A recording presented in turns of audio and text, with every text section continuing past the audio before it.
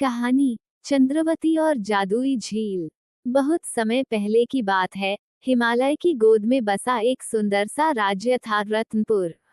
ये राज्य पहाड़ों, झीलों और फूलों की घाटियों से घिरा हुआ था। वहाँ के लोग बड़े प्रेमपूर्वक रहते थे और उनके राजा वीरचंद्र न्यायप्रिय और बुद्धिमान थे। राजा की एक ही संतान थी, राजकुमारी चंद्रवती। वह न केवल सुंदर थी, बल्कि साहसी, विदुषी और करुणामयी भी थी। उसे किताबें पढ़ना, जंगलों में घूमना और गरीबों की मदद करना बहुत पसंद था। राजा उसे बहुत प्यार करते थे, लेकिन कभी कभी उसकी निडरता से चिंतित भी हो जाते थे। जंगल की पुकार। एक दिन राजकुमारी अपने महल की बालकनी में बैठी थी कि अचानक उसे दूर पहाड़ियों की ओर से एक मीठी सी बांसुरी की आवाज सुनाई दी। यह आवाज इतनी मनमोहक थी कि राजकुमारी उसके पीछे पीछे चल पड़ी। उसने अपने भरोसेमंद घोड़े नीलकंठ को तैयार किया और चुपचाप महल से निकल गई। बहुत देर तक वह पहाड़ियों के बीच चलती रही, जब तक कि वह एक रहस्यमय जंगल में नहीं पहुंच गई, जिसका नाम था कांच का जंगल। कहते हैं कि वहां जाने वाले कभी लौटकर नहीं आते। लेकिन चंद्रवती को डर नहीं लगता था। वहां उसे एक बूढ़ी औरत मिली, झुकी हुई कमर, सफेद बाल और आंखों में गहराई। उसने राजकुमारी से कहा, राजकुमारी, तुम क्या ढूंढ रही हो? चंद्रवती ने मुस्कुराकर जवाब दिया, मैं उस बांसुरी की आवाज के पीछे आई हूँ। वह बहुत सुंदर है। बूढ़ी औरत ने सिर हिलाया और कहा, वह आवाज तुम्हें एक रहस्य की ओर ले जा रही है, जादुई झील की ओर। लेकिन रास्ता कठिन है और तुम्हें 3 परीक्षाओं से गुजरना होगा। राजकुमारी ने तुरंत सहमति जताई। योजक चिन्ह, योजक चिन्ह, योजक चिन्ह। पहली परीक्षा, लालच की गुफा। बूढ़ी औरत ने चंद्रवती को एक गुफा की ओर भेजा।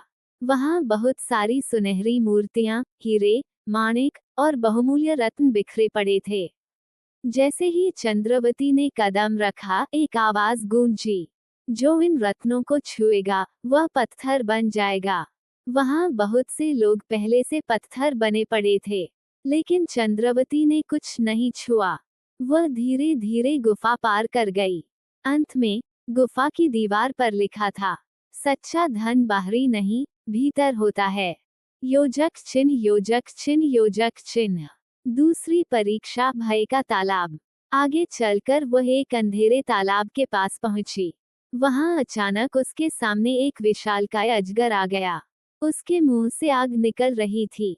चारों ओर अंधेरा और चीख पुकार की गूंज थी। लेकिन चंद्रवती ने डरने की बजाय आंखें बंद की और अपने मन को शांत किया।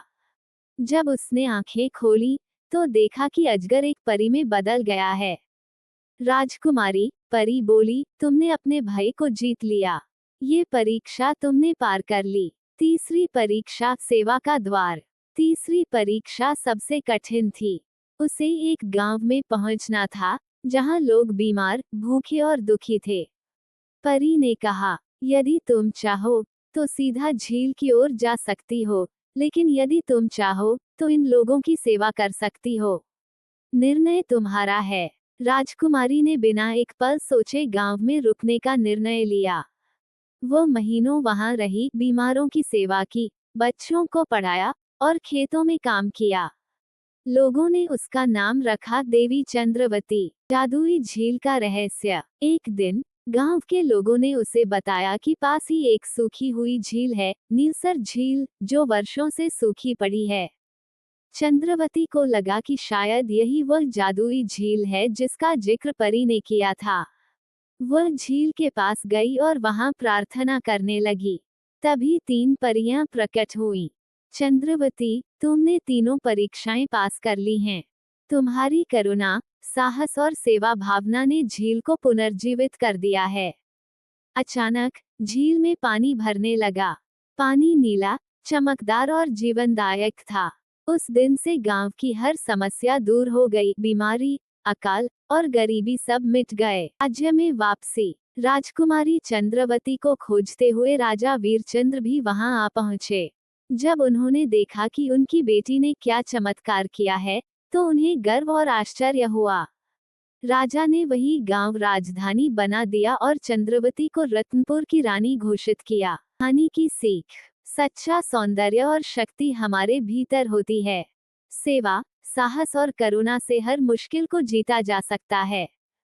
डर को समझो, उससे भागो नहीं। जो सच्चे दिल से दूसरों की मदद करता है, प्रकृति भी उसकी सहायता करती है।